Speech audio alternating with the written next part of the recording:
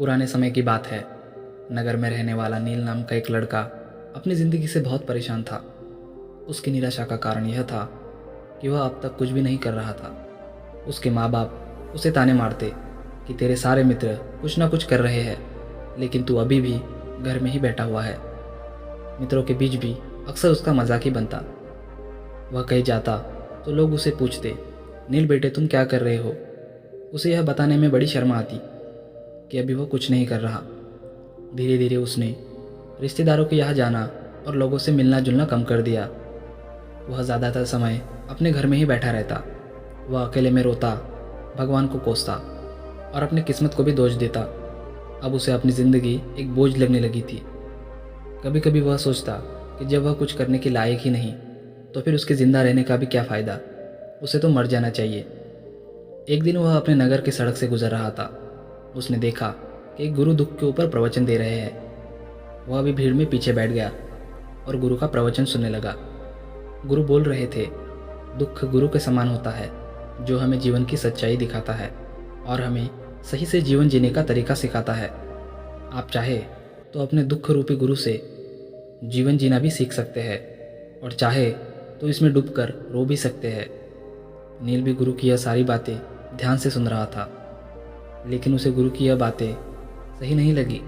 उसने खड़े होकर कहा, दुख कुछ भी नहीं सिखा कर जाता, सिर्फ पीड़ा देकर जाता है। ऐसा लगता है इसके बाद कुछ भी नहीं मिलेगा।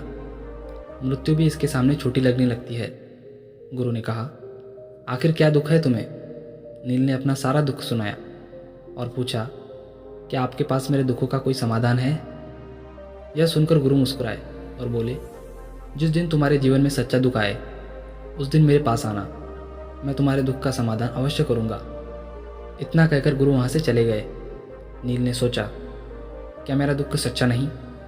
छोड़ो, अगर मेरे माँ बाप ही नहीं समझ पाए तो गुरु क्या समझेंगे। अपने दुखों से परेशान होकर नील ने एक निर्णय लिया कि अब वह कुछ करके दिखाएगा। उसने एक छोटा सा व्यापार शुरू किया। उसमें उसे सफलता नहीं मिल रही थी, लेकिन उसके घर वाले खुश थे कि वह कुछ तो प्रयास कर रहा है। वह अपने व्यापार में जुटा रहा और उसे धीरे धीरे सफलता भी मिलने लगी। फिर धीरे धीरे उसने रफ्तार पकड़ ली। सिर्फ 3 सालों के अंदर ही वह बड़ा व्यापारी बन गया। अब नील के चारों तरफ ऐसे बहुत से लोग थे जो उसकी चिंता करते थे, उसे पसंद करते थे, उसके काम की प्रशंसा करते थे। अब उसके घर वाले भी उसकी प्रशंसा करके नहीं थकते। दिन प्रतिदिन उसके मित्रों की संख्या बढ़ती जा रही थी। अब वह अपनी ज़िंदगी से बहुत ही खुश था। एक दिन उसके कुछ मित्रों ने उसे सलाह दी कि जब तुम बड़े व्यापारी बनकर इतना खुश हो तो सोचो कि जब तुम इस नगर के सबसे बड़े व्यापारी बन जाओगे तो तुम्हारे पास कितना सुख होगा, कितने लोग तुमसे जुड़ना चाहेंगे, स्वयं राजा भी तुमसे मित्रता करना चाहेंगे। यह बात नील के मन में घर कर गई। अब उसने और भी धन कमाने का प्रयास शुरू कर दिया, लेकिन उसे यह सब कुछ बहुत ही जल्दी चाहिए था। यह सब कुछ प्राप्त करने में नील अपना ज़्यादा समय बर्बाद नहीं करना चाहता था, इसलिए उसने ऐसे कार्य भी शुरू कर दिए जो बुरे थे। उसने बड़ी मात्रा में अपने मित्रों से धन उधार लेना शुरू कर दिया। ज़्यादा मुनाफा कमाने के लालच में अपने सामान में मिलावट करने लगा। उसने दूसरे व्यापारियों के खिलाफ षड्यंत्र भी रचे, उन्हें डराया धमकाया। जैसे उसके मित्र उसे कहते गए वह वैसा ही करता गया। इन तरीकों से वह ज़्यादा धन तो कमा रहा था, लेकिन उसके जीवन में सुकून नहीं रह गया था। उसके मन की शांति जैसे गायब हो गई थी। उसे रात में नींद नहीं आती थी। सभी सुख साधन होने के बाद भी उसे किसी में सुख नहीं मिल रहा था। एक दिन नील अपनी बग्गी में सवार होकर कहीं जा रहा था। तभी रास्ते में उसे गुरु का आश्रम दिखा। वह रुक गया। वह गुरु के पास जाकर बोला, गुरुदेव, आपने कहा था कि जब तुम्हारे जीवन में सच्चा दुख आए तो मेरे पास आना। अब मैं बहुत दुखी हूँ, मुझे कहीं सुकून नहीं मिल रहा। नील ने अपनी सारी समस्या गुरु के सामने सुनाई। उन्होंने कहा, जब तुम मुझे पहली बार मिले तब भी तुम किसी दुख में थे। तुमने उस दुख से क्या सीखा। नील ने कहा, मैंने सीखा कि सिर्फ सोचने और चिंता करने से कुछ नहीं होता। अपनी सोच को सच करने के लिए कर्म करना पड़ता है और अपने कर्म को अंतिम पड़ाव तक ले जाना पड़ता है। चाहे रास्ते में कितनी भी मुश्किलें आए, मन कितना भी निराश हो, कितना ही लगे कि अब आगे कुछ भी नहीं होने वाला, तब भी यह मानकर चलो कि मैं जो भी कर रहा हूँ उसमें सफल अवश्य होऊंगा। लोग सिर्फ सफल व्यक्ति को ही सम्मान देते हैं, फिर चाहे वो कितना भी अच्छा क्यों ना हो, वह लोगों की नज़रों में बोझ ही होता है। यह सब सुनकर गुरु मुस्कुराए और बोले, यह असली दुख नहीं है। जब तुम्हारे जीवन में असली दुख आए तब मेरे पास आना, मैं उसका समाधान अवश्य करूँगा। नील ने जाते समय सोने के सिक्कों से भरा घड़ा गुरु को भेंट दिया। घड़ा देखकर गुरु ने कहा, यह मेरे किसी काम का नहीं, इसे उस पेड़ के नीचे गड्ढा खोदकर दफना दो। नील ने गुरु के कई अनुसार घड़े को पेड़ के नीचे दफना दिया और वहाँ से चला गया। कुछ दिनों तक व्यापार अच्छी तरह की तो कर रहा था, लेकिन गलत व्यापार की वजह से धीरे धीरे व्यापार में घाटा होने लगा। उसका सारा धन धीरे धीरे खत्म होने लगा और एक दिन ऐसा भी आया जब उसके पास कुछ भी शेष नहीं बचा और उस पर बहुत कर्जा हो गया।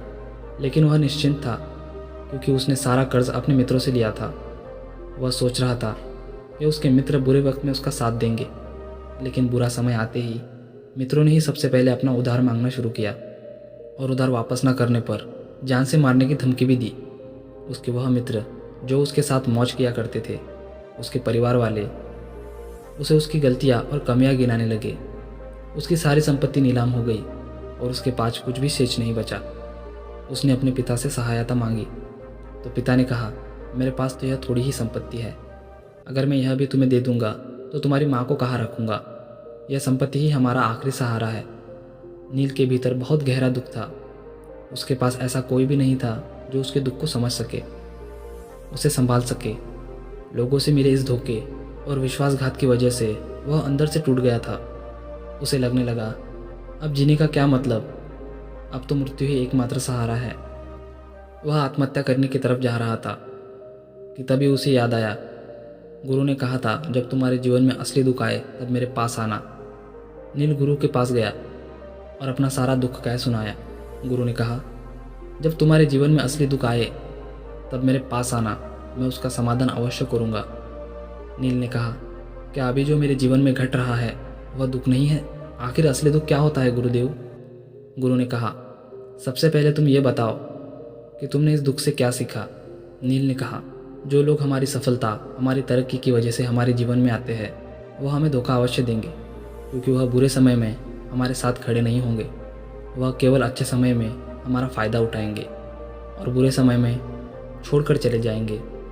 भरोसा केवल उन्हीं लोगों पर करना चाहिए जो हमारे बुरे समय में हमारे साथ खड़े रहते हो, लेकिन ऐसे लोग बहुत ही कम होते हैं और जिसके पास होते हैं उन्हें उसकी कदर करनी चाहिए, उनका अपमान नहीं करना चाहिए। मैंने यह भी सीखा कि कभी किसी के खिलाफ षड्यंत्र नहीं रचना चाहिए, ईमानदारी और धैर्य के साथ ही अपना काम करना चाहिए और कभी लालच नहीं करना चाहिए। अपना सारा दुख और अनुभव बताने के बाद नील आंखों में आंसू भरकर गुरु के सामने बैठा रहा। थोड़ी देर बाद गुरु उठे और उस पेड़ के नीचे गड्ढा खोदकर वह घड़ा बाहर निकाला जो सोने के सिक्कों से भरा हुआ था और उसे नील को दे दिया और कहा, जब तुम्हारे जीवन में असली दुख आए तब मेरे पास आना। नील ने गुरुदेव को धन्यवाद किया और प्रणाम कर वहाँ से चला गया। उसने उस धन से एक छोटा सा व्यापार शुरू किया। अब वह एक छोटा व्यापारी बनकर भी खुश था। उसने पूरी लगन और ईमानदारी के साथ व्यापार किया। देखते ही देखते वह फिर से अपने नगर का बड़ा व्यापारी बन गया। उसके जीवन में फिर से खुशियाँ आने लगी। लेकिन कोई कितने भी अच्छे काम करे, दान करे, पुण्य करे, लोगों की मदद करे, लेकिन जीवन में दुख तो आता ही है।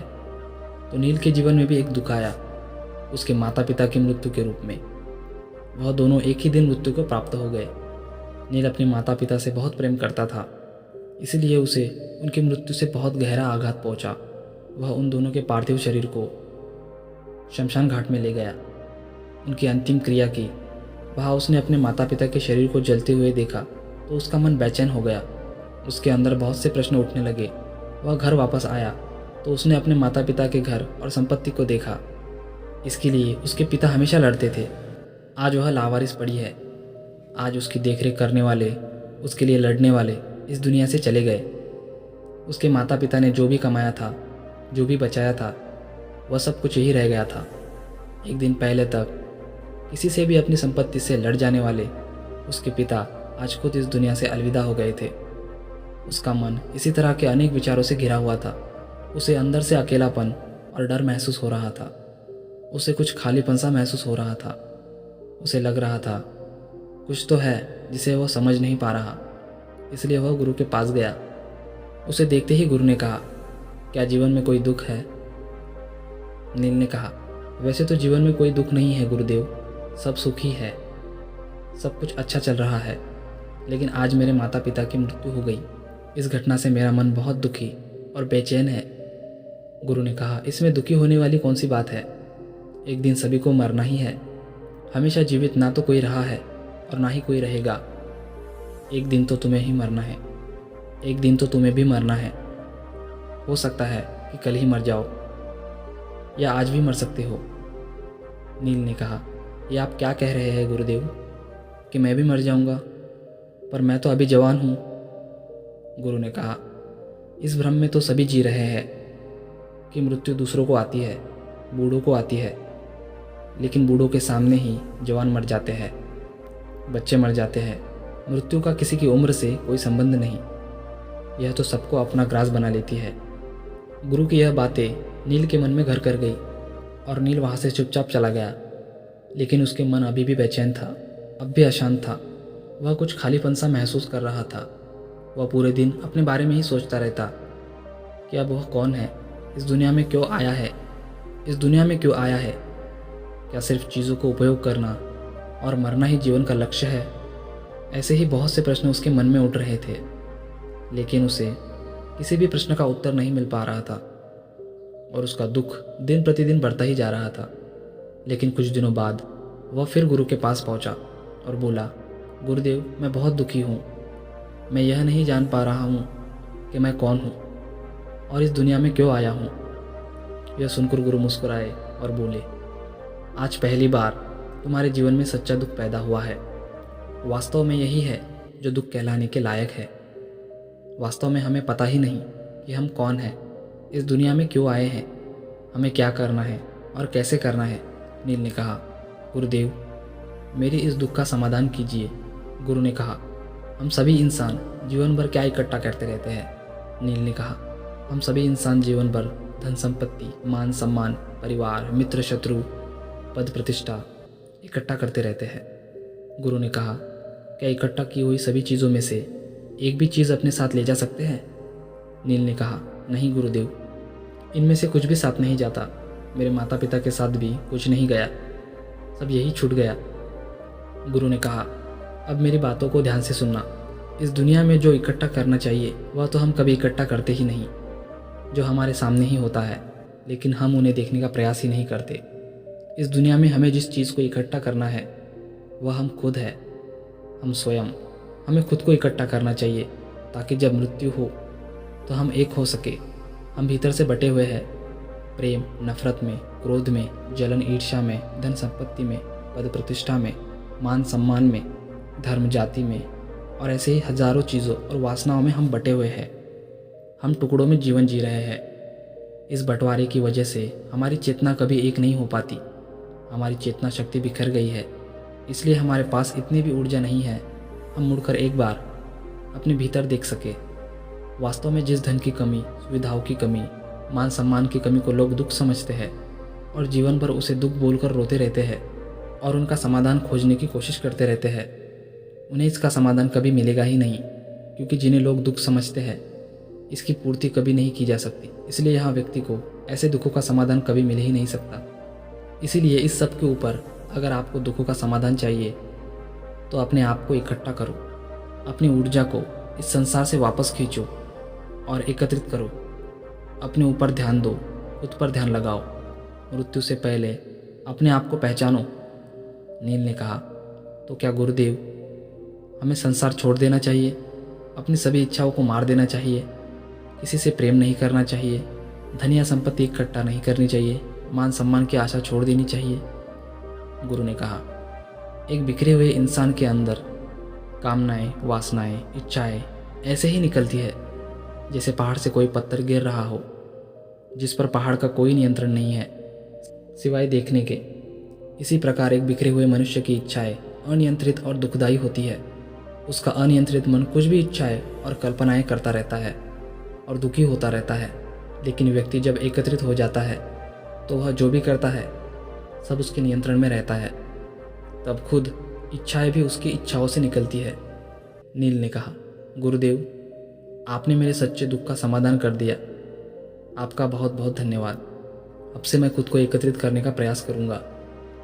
गुरु ने कहा, मानव शरीर में बहुत ऊर्जा है, बहुत शक्ति है, पर यह बेकार के कामों में बटकर रह गई है।